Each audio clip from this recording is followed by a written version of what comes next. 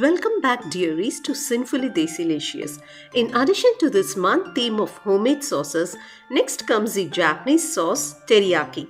What is teriyaki? It refers both to the cooking techniques and sauce prepared in Japan.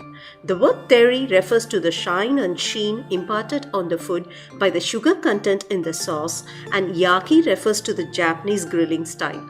This glossy, robust sauce is packed with salty, sweet flavors and an umami punch.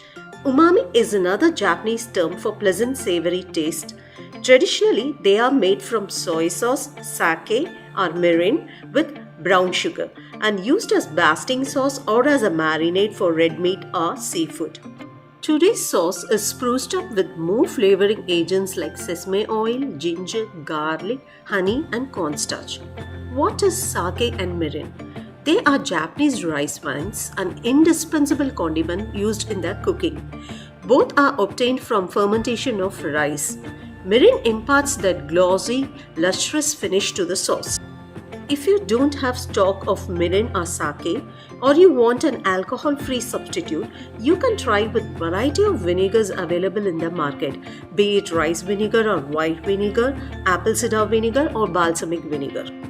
If you're using vinegar in the place of mirin, for every tablespoon of mirin, you substitute with 2 tablespoons of vinegar added with 1 teaspoon of sugar. Here I used a combo of apple cider and white vinegar. Feel free to use your choice of vinegar and add sugar accordingly.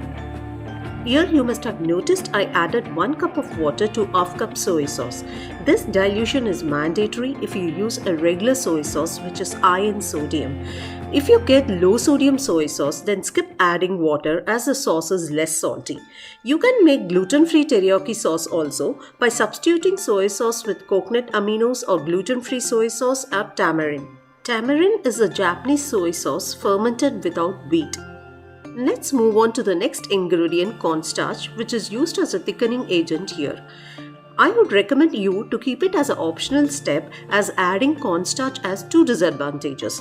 It reduces the intensity of the flavor and color. It results in a slimy texture when the sauce is reduced with chicken in teriyaki chicken recipe.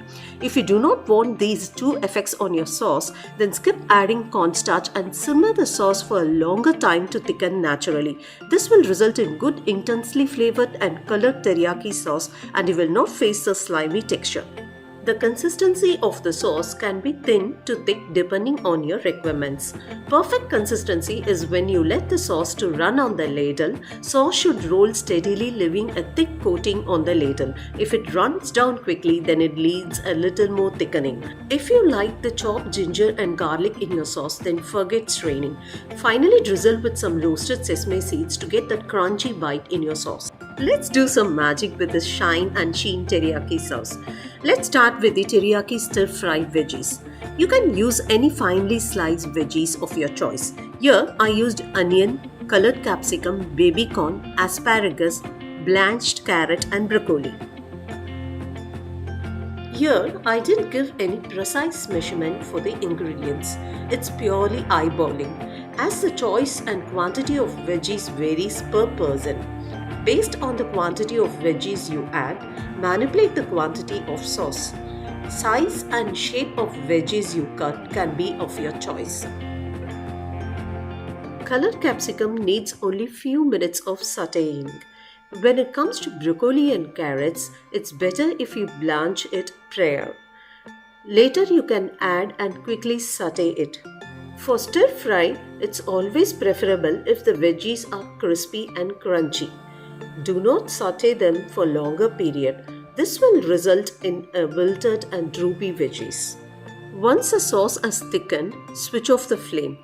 Finally, add the blanched broccoli and toss it in the pan for few minutes till it gets coated with the sauce. Finally, drizzle with roasted sesame seeds. It's purely optional. Your quick and easy stir-fry veggies are ready to serve with rice or noodles. Now let's move on to the next magic recipe with teriyaki sauce. It's teriyaki chicken. You can use the same recipe for other meats and seafood as well. Here I pre-marinated my chicken thighs with chili powder and salt, and I let it rest for minimum 1 hour to maximum overnight. If you're not on the spicier side, feel free to skip the step of marinating with the spices. You can also use chicken breast in the place of chicken thigh. But one challenge is we'll be double cooking the chicken. At the end, chicken breasts can turn out to be too dry and chewy. In comparison, chicken thighs are fattier and moister than chicken breast. It also adds an intense flavor to the dish due to its fat content. Even double cooking will not affect the taste and texture of the chicken thigh. Here, I prefer pan searing rather than pan frying. This is because we are going to cook the chicken again with sauce. Yes, it is double cooking. If we pan fry, the chicken gets completely cooked, and when sauteing with sauce again, it becomes tough. Purpose of pan searing is to obtain a brown, crusty surface, just a surface treatment to the meat. Once they turn golden brown crusty on both sides, remove from the pan and let it cool. Slice them and pop into the dry pan. Immediately add teriyaki sauce. Here, I didn't mention the quantity of teriyaki sauce I used.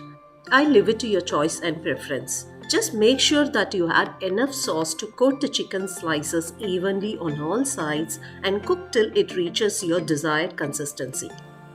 Since I added cornstarch mixture to my teriyaki sauce, my teriyaki chicken was slimy in nature.